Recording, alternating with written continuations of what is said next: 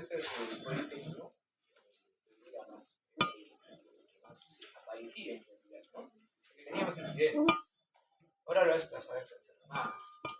Pero hay dos factores, uno que es técnicamente bueno, que se ha aumentado la capacidad de detección temprana y de detección en general. Y el malo, porque a pesar de que se ha aumentado, cada vez la edad promedio es menor, antes era 50, ¿no? Y se ven casos en mujeres de 35, 34.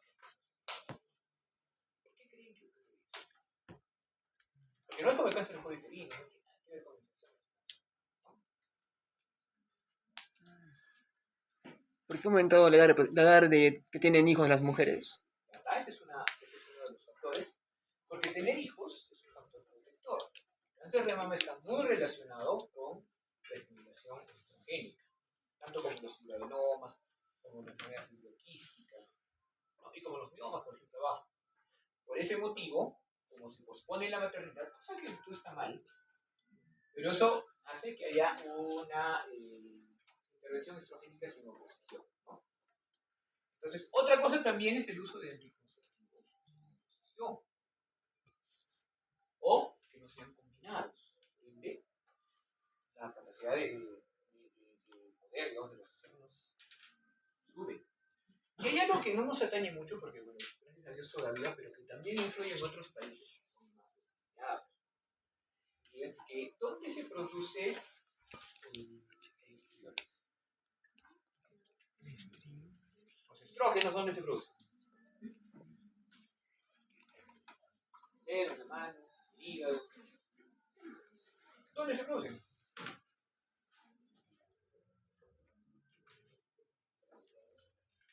Los estrógenos, como esteroles, se producen de forma natural, no, en dos lugares. No tanto en la testosterona, también se producen en las gónadas, ovario, testículo para la testosterona y en la suprarrenal.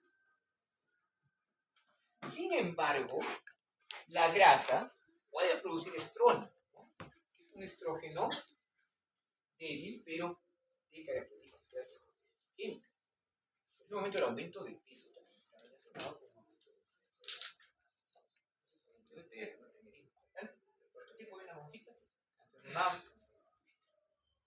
Y es por eso que lo vemos más, por eso es importante que lo vean. Y esto lo vamos a dedicar un poco a eso, porque en la mama puede haber muchas cosas. Aquí no existe la especialidad como tal, pero existe en otros lados una especialidad llamada mastología, que se encarga solamente de ver todos los temas de la mama. Las masas, quistes, grasos, necrosis, obviamente el cáncer, los tumores benignos, todo lo relacionado con el tema de implantes estéticos también, no existe aquí, pero podemos englobar todas las enfermedades de la mama. Lo que más vamos a ver nosotros, más se les va a pedir a ustedes, médicos en el primer nivel de atención, o médicos que es mi amigo, que es mi familiar, que es mi enamorado, porque también va a venir, porque alguien va a venir y decir, no, ¿sabes qué? Tengo un amigo, una amiga que tiene esto y lo otro. Y la principal preocupación va a ser descartar, ¿no? Entonces, para eso tenemos que saber qué es lo que vamos a encontrar ahí. Entonces, la mama es una glándula modificada, ¿no? Está por dentro, por fuera del pectoral mayor, está en la pared torácica y ocupa más o menos desde el segundo al sexto espacio intercostal y obviamente las zonas costales, ¿no? Ahora, esto es relativo, porque eso depende del volumen. Cuando el volumen es mayor, será un poco más, cuando sea menor, será sin contar que, vamos a llegar a eso ahorita, la mama está englobada dentro de la tuberosis, ¿ya? Entonces hay una fascia premama, hay una fascia retromamar, que están dependiendo obviamente del pectoral mayor, y es por eso que la mastectomía, la remoción total de la mama, no es complicada. Y si la haces bien, la cantidad de sangrado, que están sacando un órgano prácticamente es baja, puede ser 200 centímetros cúbicos. Más complicado es sacar un cuadrante, más complicado es sacar un tumor. ¿Ya? ¿Qué hace complicado a esa operación de la mastectomía? Que por definición, o sea, hablar de mastectomía por definición es sacar también los ganglios básicos. Cuando solo cuando tú especificas que la mastectomía citología simple es que no está sacando leche. ¿Ya? Una citología simple, con conservación de piel, por ejemplo, también específica, es que no está sacando leche. ¿Y qué estamos sacando? Un órgano que, si quitamos todo esto, vamos a ver una especie de florcita que está formado por unos 15 a 20 lóbulos. Y todos desembocan en el conducto galactófono, una cosa más o menos así, ¿no? Estas unidades lobulares tienen en su interior más conductos y al final las unidades axilares. Y estos conductos tienen una característica especial. Son células mioepiteliales. ¿Ya? ¿Qué significa eso? Que sí, se relacionan con el epitelio, pero tienen capacidad de contracción. Esa contracción está dada por la estimulación, ¿no? Generalmente por la estimulación. Son u otros factores como por ejemplo el frío. La contracción. Y la contracción va a ser que la leche, ¿no?, que se produce en una situación,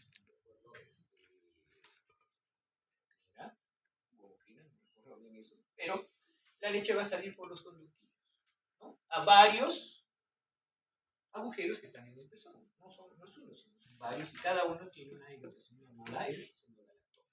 De modo que cuando lo succiona, puede salir una buena cantidad de sangre, perdón, de leche. Ahora, el hecho de que ocurra esto significa que esta zona pues, es una zona adecuada. Estamos viendo aquí, estamos viendo que igual está representando el parénquima, pero también hay bastante grasa alrededor, ¿no? Incluso podemos hablar de una grasa premamaria y una grasa mamaria.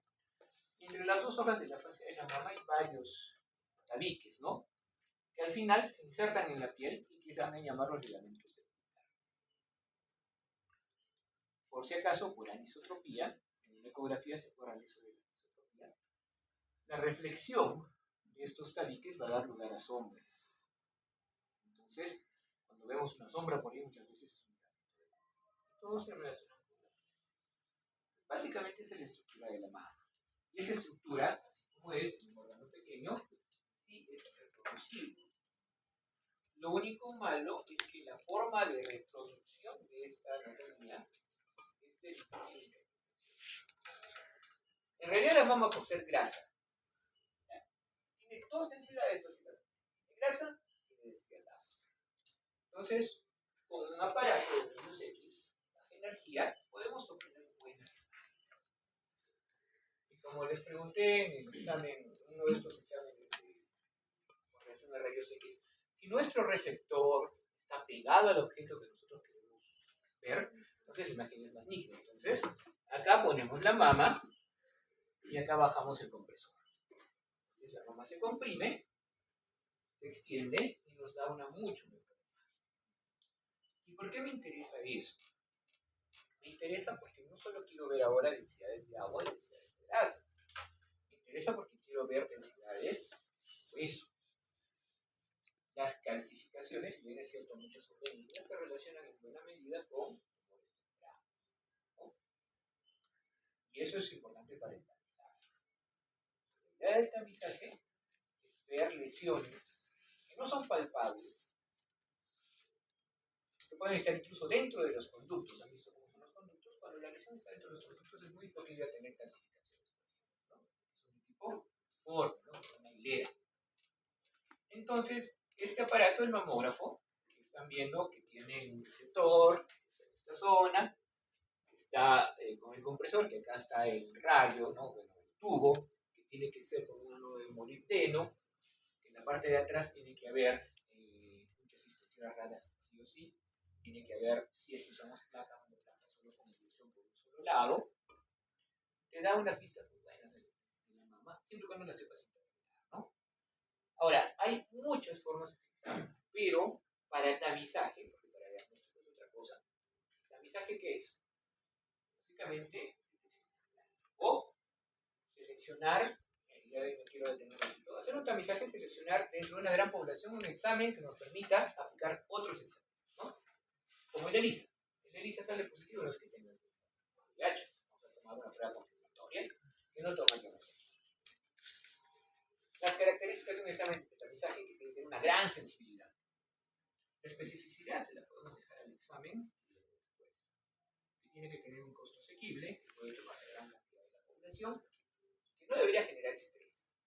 Y ahí está el problema de la mamografía.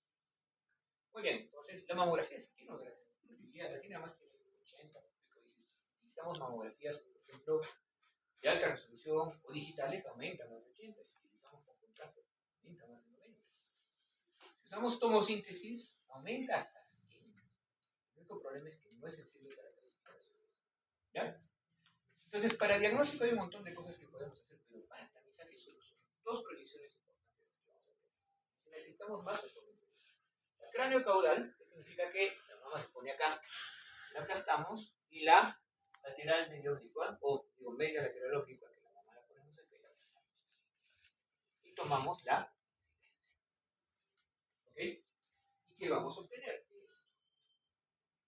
Dos imágenes, esta es una buena resolución de mamografía, en la cual es claramente visible la densidad de grasa, ¿no? Y todo lo demás que ven son densidades de agua. Si son densidades de agua, ¿qué pueden ser? Tres cosas que tienen que decir. Vasos, parénquima mamario, ¿y algo más?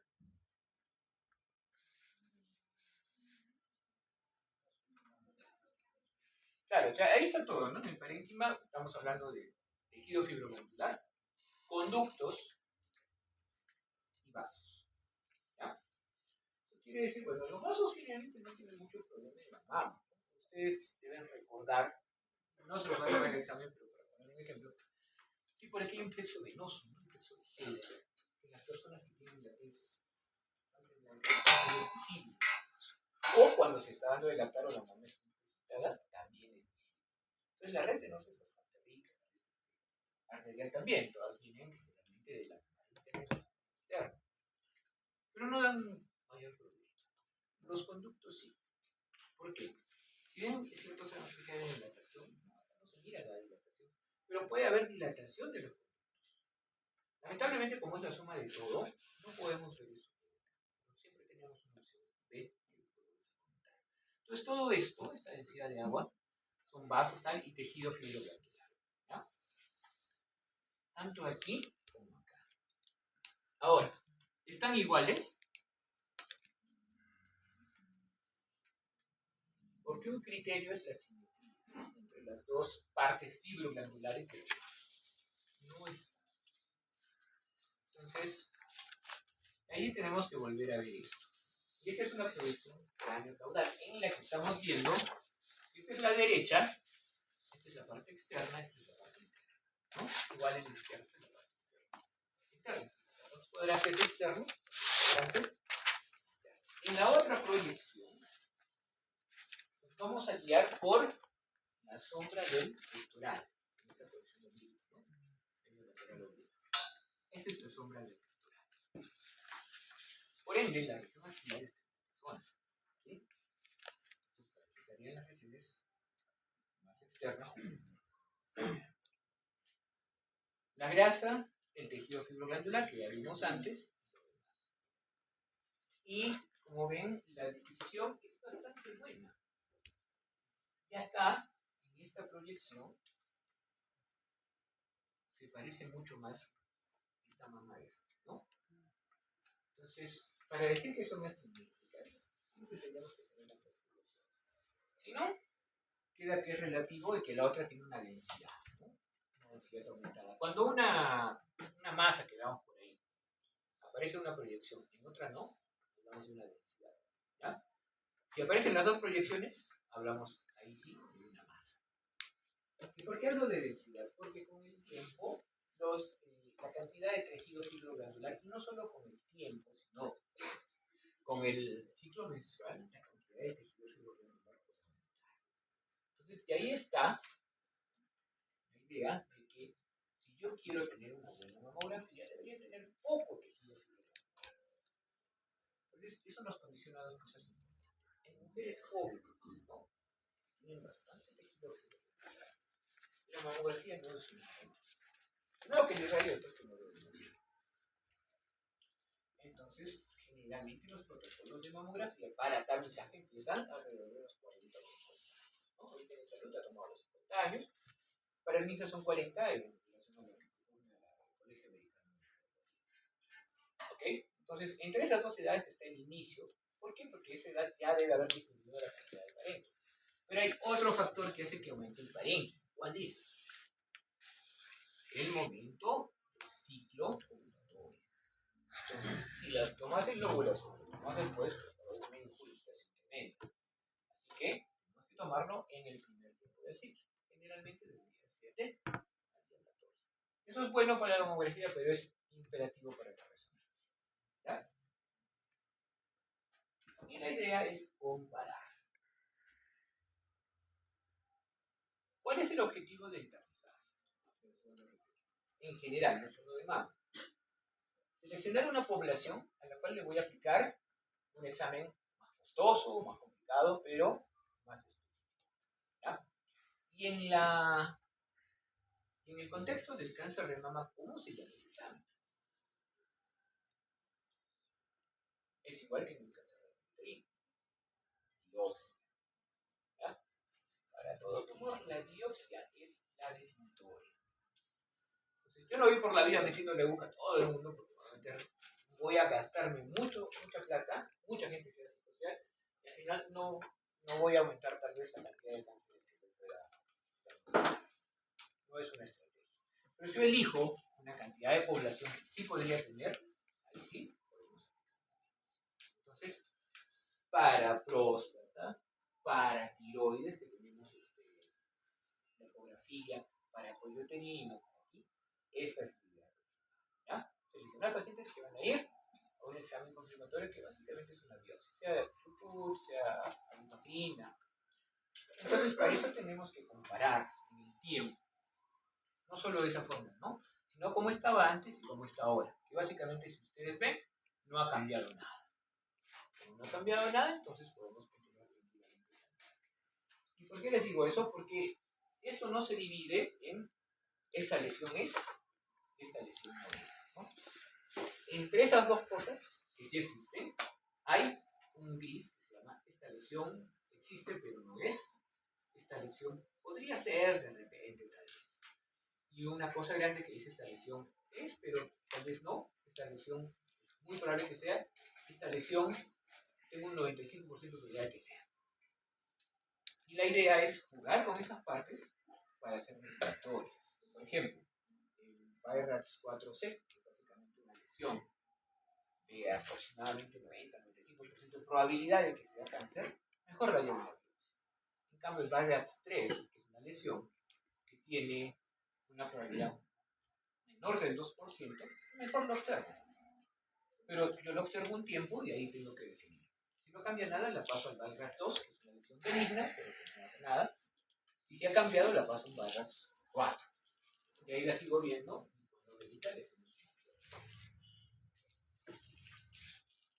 Ahora, en la ecografía es una cosa diferente.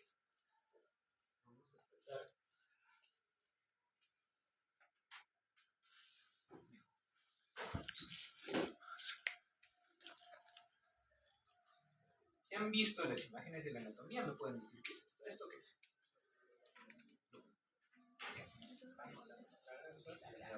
Exacto, esto es grasa. ¿Ya? Todas estas son de grasa.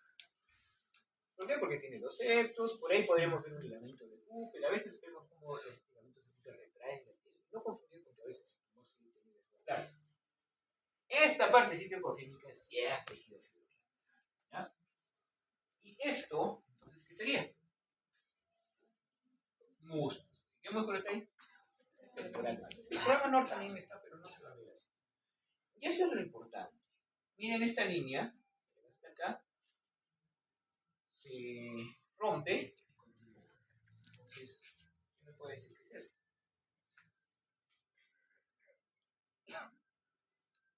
¿Qué hay después del pectoral?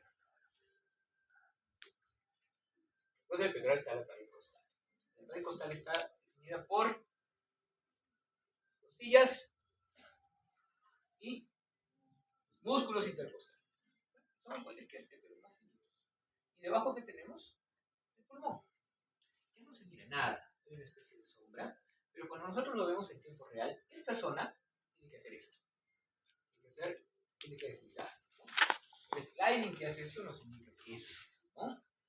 la línea que rompe, que hace una sombra cosita posterior obviamente es hueso y es. O podría ser también cartílago, pero igual va a ser una ruptura de esa línea que de repente no tiene sombra. Y esa básicamente es la anatomía de la mama en la ecografía. Arriba podemos ver un poco de el brazo cutáneo y la piel de la mama. No se mira muy bien porque existe el concepto del punto muerto en la ecografía, pues es una zona en la cual en cualquier ecografía no se suele ver. Pero ahí está. Y el otro. Entonces, ahí sí podemos decir qué es esto.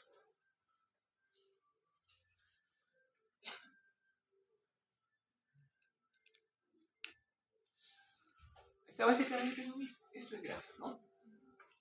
Esto es ecogénico, entonces, ¿qué viene a ser? Esto, grasa. Este es el concepto de la grasa retromamaria. Después del tejido glandular por la regla. Músculo igual. ¿Cuál es la diferencia aquí que tiene esto? Esto claramente está envolviendo. De modo alguno es un tumor, ni siquiera es una cicatriz. La cicatriz sería oscura. Esto es un ligamento de pura. ¿Ya? Después, esto es grasa y esto también es grasa. Porque la grasa puede intercalarse en el plano con el ecógrafo. Entonces, cuando yo agarro un ecógrafo, si solo veo esta imagen, yo pienso, no, es un ganglio, el hilo es chiquito, no, es un ganglio clásico, no. Si se continúa con esto, en algún momento se continúa con esto y solo lo puedo ver así, entonces es grasa. Todo lo que ven ahí en ese medio es grasa. Esa es otra forma de ver, ¿no?, la anatomía. Ahora sí. Todos los planos, y ahí hay un esquema, se pueden observar. Básicamente, como hemos dicho, aquí hay más cantidad de parénquima mamario, que no se ve tan bien. Esto sí es un ganglio. Podemos encontrar ganglios dentro del parénquima. Los ganglios son como riñoncitos, son oscuros afuera y claros dentro, hiperecogénicos dentro, y tienen una corteza que debe ser homogénea y pequeña, de 3 milímetros o menos. Siempre más largos que altos. Aquí está lo pectoral, la zona retromamaria y el pulmón, ¿no? Entonces, todo se puede ver siempre. Y así, ¿y cuál es la ventaja? Que a pesar, por ejemplo, de tener, esta es la región central, a pesar de tener una buena cantidad de parénquima, otra vez está la grasa metiéndose en el parénquima de acá, el parénquima no me impide ver. ¿Ah? Entonces, cuando la mama es densa, hay 4 clasificaciones de la mama que vamos a ver, según igual el colegio de radiólogos, la mamografía, y las mamas tipo C, las tipo D son muy densas, no permiten ver bien, la ecografía nos ayuda para entamizar. Ojo, para entamizar. Pero el diagnóstico debería tomar las dos. Pero para el tamizaje, la ecografía tiene un rol cuando la mama es densa. Y en la zona central, si lo vemos acá, podemos incluso llegar a ver el pezón, un gel, no lo estamos viendo acá, pero estamos viendo esto. Esto es anecogénico, entonces, ¿qué es? Todo lo anecogénico, ¿qué debe ser? Líquido. ¿Qué líquido es? Leche. Entonces, estos son conductos de la zona. Deben ser secos por la zona donde están. Entonces, a veces estamos haciendo y vemos estas cositas que no están bien definidas y son conductos, que para la zona central sí se suelen ver, lo que hemos visto antes. Y lo otro es reconocer la zona axilar, en la cual estamos viendo dos músculos. Esta es la zona axilar derecha. ¿Ah? Entonces, justo donde estamos poniendo acá, hay un músculo adelante, que es el, a ver si se acuerdan, o flagelo en todo caso, agárrense, que hay acá, mayor, y que hay atrás, dorsal ancho. Entonces, miren, esto de acá es, según lo que vemos, dorsal ancho. Y esto es pectoral.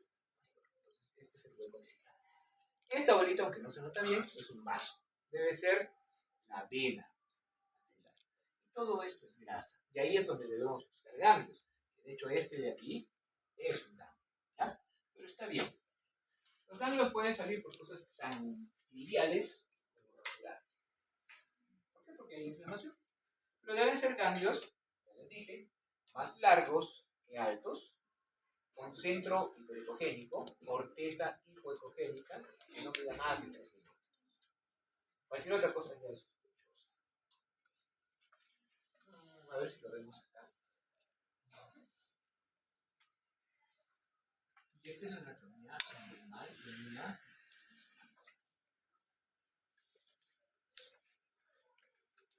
La resonancia debe ser multiparamítrica. Hemos hablado que T1, que T2, etc. ¿No?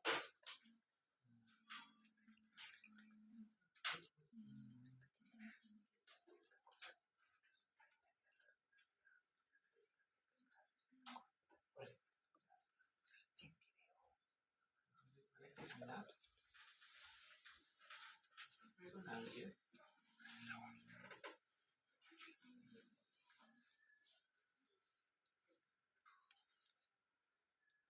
en la cual claramente están visibles los vasos, ¿no? Y dentro de todo este parénquima, y hay algunas zonas de, bueno, esto es una zona de parénquima, podemos ver algunas lesiones, que pueden ser otras cosas, pueden ser vasculares. Otra por ahí. Acosándome, tú me estás siguiendo.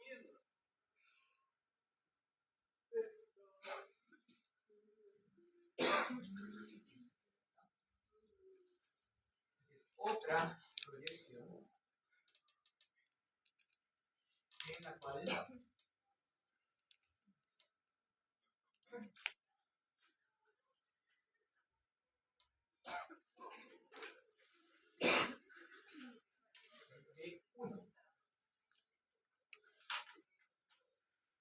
entonces, como siempre, toda la grasa es intensa, todo lo demás, la otra densidad. Ahora, densidades de parénquima contra tumores sí puede haber, ¿no? Obviamente con contraste se vería más. Y lo otro que podemos ver es una difusión. Nos ayuda muchísimo más a definir qué es lo que hemos visto hace un rato. ¿Para qué me sirve? Porque la forma de proyectar esto es muy buena. O sea, acá yo veo bastante bien las definiciones, los contrastes y demás. Ya sabemos que es cara, necesitamos una antena especial para mama. ¿Dónde tiene más utilidad? Tanto en diagnóstico como en ensayo. Cuando hay antecedentes de tumores en la familia, sobre todo las tempranas, ¿ya? Cuando hay, por ejemplo, embracamiento. ¿Por qué? Porque muchas veces aparecen no solo acá, sino acá. La posibilidad de que una persona con un BRCA mutado, sobre todo tipo 1, cáncer de mama, en algún momento de su vida es de 85%. ¿Ya? Por eso Angelina Jolie se quitó la boca. Ya sabía que. Entonces, para ver eso, es mucho mejor y más importante según la resonancia. Cuando tengamos la idea de que si es multicéntrico, también. Porque multicéntrico significa que está en varios organismos. Entonces, no voy a cometer el error solo ver, por ejemplo, una lesión, abocarme a esa lesión y aparece en otro lado. Entonces, esa es la idea más de la resonancia. ¿Sí?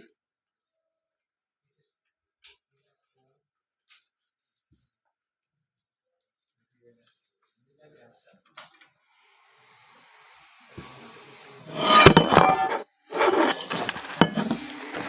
Tenemos el parénquima, obviamente. Las imágenes que no contengan ese líquido, porque los tumores no tendrían contentillos, ni ductos ni nada, se ven mucho más definidas. Otra vez, a la mama no le interesa, o cuando conoce la resonancia, no le interesa para nada la densidad.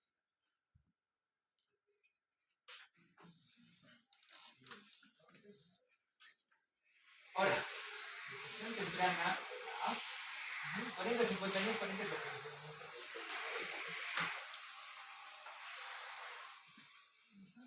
ya dijimos eso, creo que ya hemos dicho todos los de aquí. Yo creo que eso lo tienen claro, ¿no? Ahora, yo busco microclasificaciones, también busco lesiones, pero las clasificaciones son lo que busco, no son impalpables para nada. Eso no tiene que ver nada con la densidad mamaria o el Bypass, porque el Weierach, que vamos a hablar ahora, es un método para definir, ¿no?, la posibilidad que esta lesión sea maligna o no, y que tenga que ir a seguimiento o a una operación. Las densidades de la mama son en mamografía. Como han visto, ni la resonancia ni a la ecografía le interesa la densidad, porque se puede ver. ¿Ya? Esos no son los enemigos de la resonancia ni de la ecografía. El enemigo de la resonancia es el pozo. Y el enemigo de la ecografía es, ¿cómo puede ser? El operador. La experiencia. Porque la curva clínica, ¿no? Muy bien. Para los rayos X, para la mamografía, existen 4 clasificaciones, ¿no? En la cual casi hay un total reemplazo en la A, en la B hay focus, dispersos, y ya en la C hay una zona más homogénea, y en la D un aumento de total de densidad. Estas sí son complicadas, estas también. Acá yo puedo ver, por ejemplo, una clasificación, nada más. En cambio aquí sería muy fácil, ¿ok? Entonces, cuando tenemos mamas por mamografía de este tipo, en detección y tamizaje, vamos a usar el correo. Para el diagnóstico no, usamos todo lo que sea necesario. No deberíamos, incluso con una mama así, tuviera una lesión, no importa, la vamos a tomar en ecografía para caracterizarla, sobre todo porque muchas veces es más fácil en ecografía hacer la biopsia de esa lesión, porque muchas veces las lesiones deben ser por las biopsias de esa lesión. ¿Okay? Y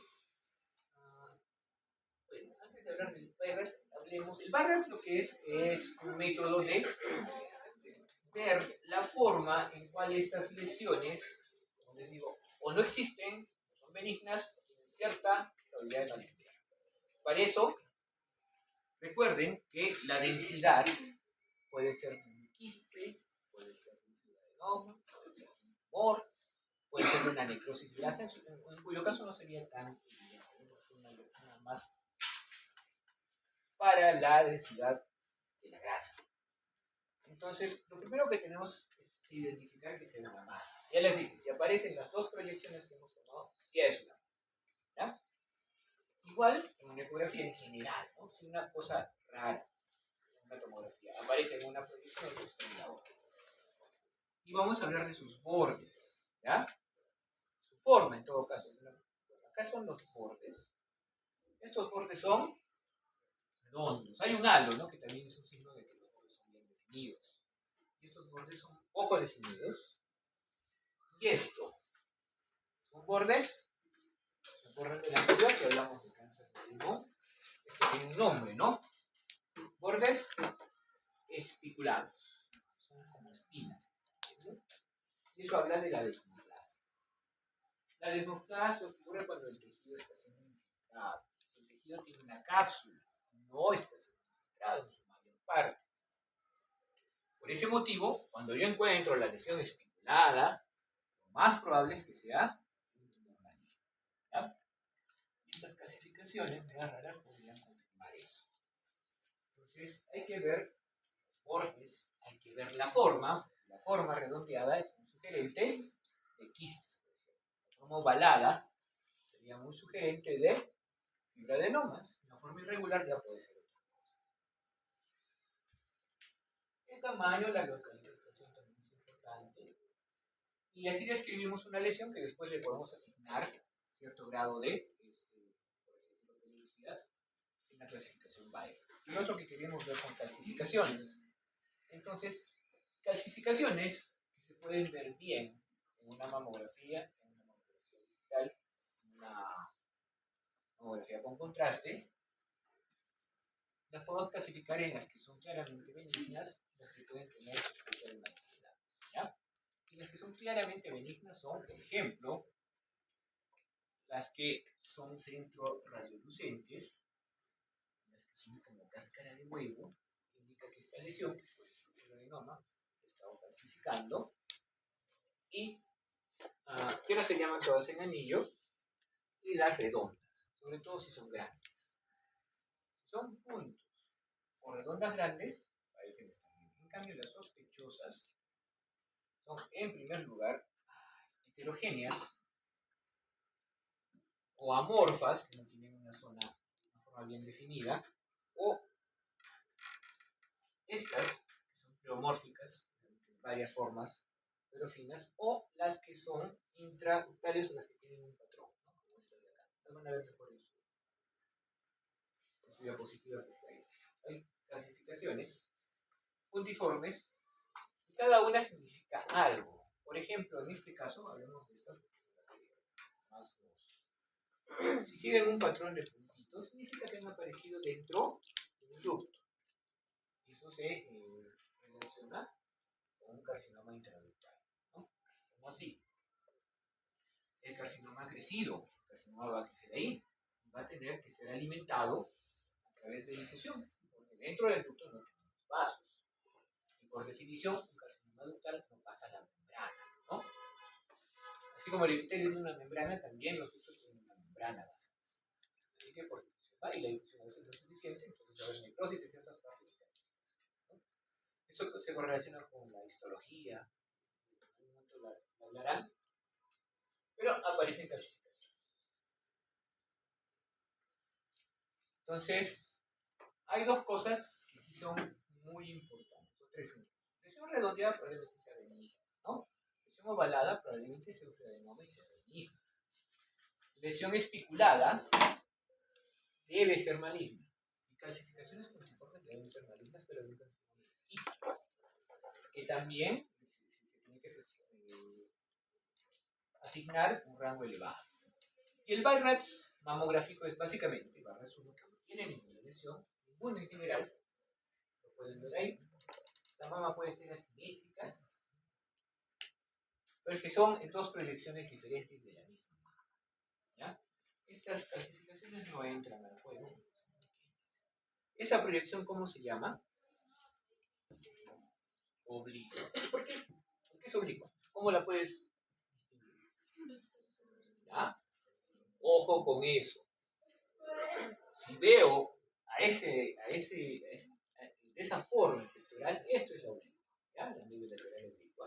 Y si veo poco pectoral o no lo veo, un poquito, esta es la grano caudal, ¿ya? Ahí no hay mucho problema. BIRATS 2 son indígenas, pero que no conllevan realmente ningún problema oncológico. No tienen riesgo de malignidad, ¿ya? En este caso, ahora buscamos una lesión. La única lesión que vimos en esta mama que podíamos categorizar como ¿qué densidad? A, B, C o D. ¿Quién dice B? ¿Quién dice C?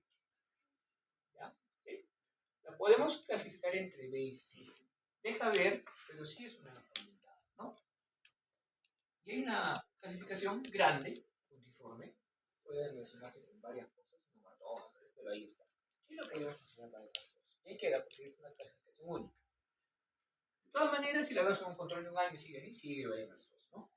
Y bueno, en ecografía es diferente, porque vamos a encontrar lesiones que deberían tener criterios de benignidad, ¿ya? Y ahí vemos, hablamos de los criterios de Kobayashi. Básicamente, los criterios de Kobayashi son estos. Bordes definidos, no importa que sean lobulados, eso le da un poquito de... Pero definidos, el diámetro longitudinal mayor que el antero posterior y sin tener sombra posterior, ¿ya? Es fácil, si todos se relacionan con la biología del cáncer. Entonces, eso, acá, no tiene los criterios de Kobayashi, lo más probable es que sea un fibroadenoma.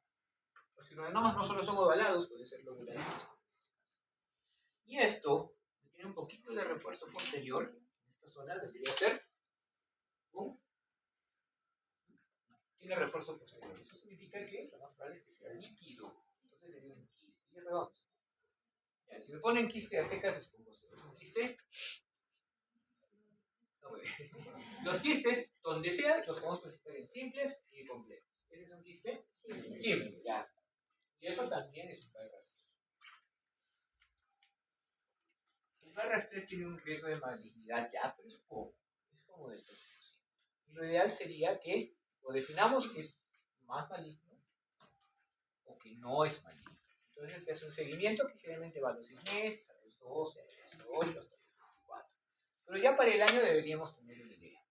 Entonces les pongo este ejemplo. Aquí está la lesión.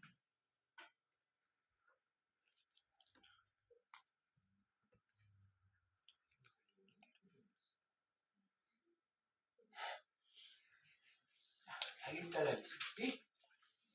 Una de las cosas que pueden hacer, claro, una de las cosas que podemos hacer con la máquina,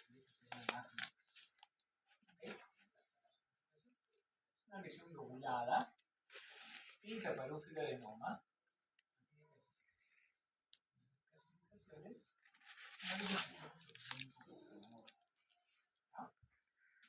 entonces, esta lesión, sin perjuicio de estas que son también clasificaciones, ¿no? Pero parecen que no tendrían nada que ver. Esta lesión se vuelve a tomar a los 6 meses. Sigue siendo así. Entonces, después de un año, no ha crecido, no ha pasado nada, ya pasaríamos un Byrax 2. En cambio, si la lesión hubiera crecido, hubiera aumentado las clasificaciones, hubiéramos pasado al Byrax 4. El Byrax 4 tiene 3 clasificaciones A, B y C, ¿no? Entonces, al 5, esta es la más amplia y esta es la que llega a ser el 95%. Y eso depende mucho de lo que estás haciendo.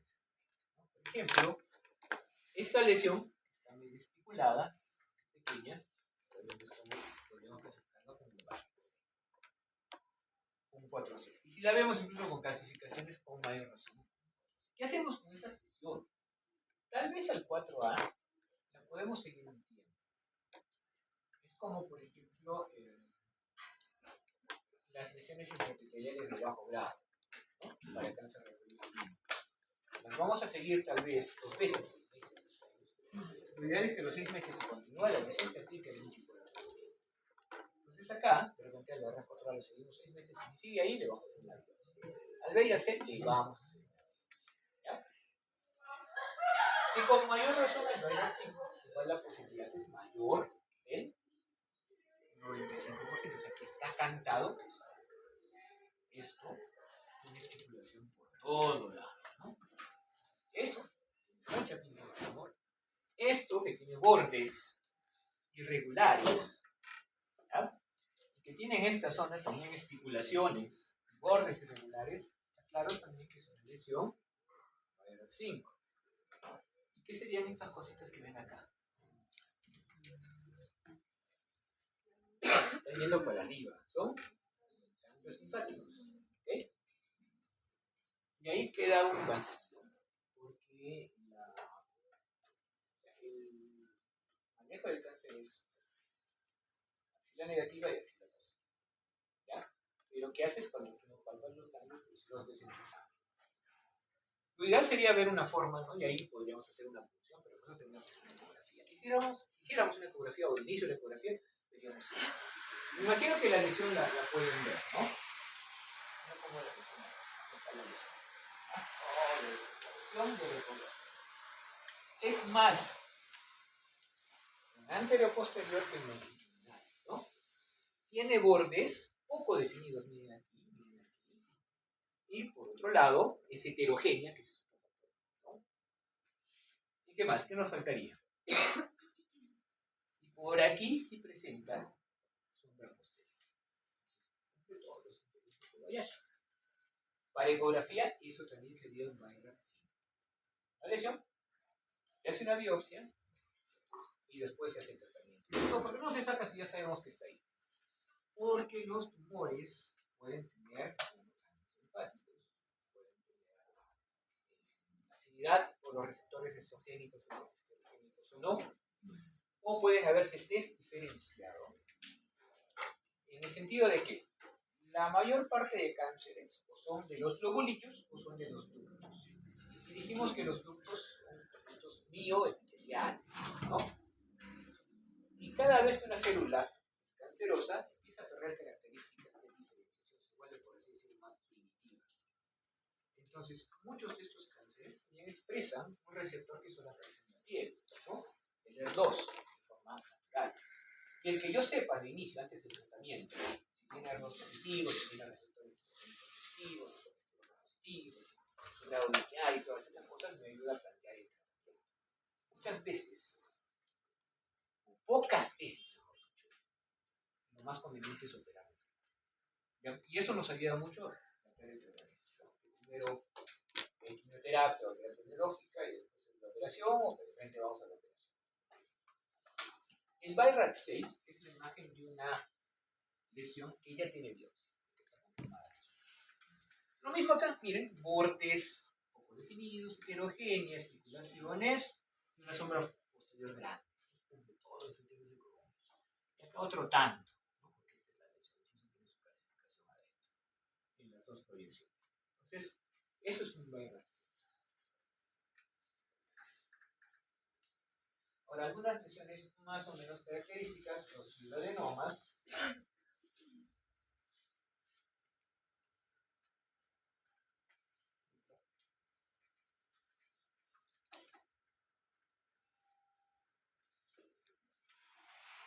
si lo pueden ver acá, es una lesión más larga y ancha, con un refuerzo lateral, eso vimos que era un artefacto, ¿no? Propio también de los bordes definidos, con bordes ovalados, bien delimitados, eso sí, pero acá están un poquito lobulados. Siempre la lobulación es un poco de suspensión. Lo seguimos, yo debería operar un fibroadenoma. Depende, porque el fibroadenoma se pueden medir 7 centímetros, 1 centímetro. Y ese es un tema tanto funcional en el sentido de que póngase en el caso de que esta persona con un fibroadenoma de 7 centímetros, embaraza, la luz, va a querer lactar con una cosa que no va a poder. Pero el otro caso también es un tema distinto. Y no es fácil, nos han tocado casos, por ejemplo, de chicas de 12, 13 años, que bueno, no tenían mucho tejido mamario y encima tenían un fibroadenoma. Si lo sacas, una queda así y otra queda casi nada, porque está sacando todo lo que quiera en la organización. Entonces, es un tema estético. Por eso muchas cirugías ya son plásticas. ¿No? O sea, no tienen solamente a sacar el tumor, sino a conseguir el mejor resultado estético. Ya. Un fibroadenoma sí es un BI-RADS2. ¿Sabes qué es fibroadenoma? No le vas a hacer nada más. Un fibroadenoma de bordes lobulados ahora. Sigue siendo un ecogénico, homogéneo, pero tiene estos lóbulos. Sigue siendo BI-RADS2. La lobulación no es un criterio para quitarlo a otro lado, ¿no?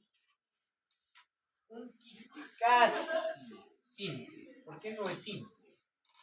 Por esto, ¿no? Por estas especulaciones. Pero muchas veces son quistes hemorrágicos. Y los quistes hemorrágicos van a tener una organización que va a cambiar con el tiempo. Y ese cambio se ve tanto en la ecografía, como en la resonancia, como en la tomografía. Obviamente lo estamos viendo acá.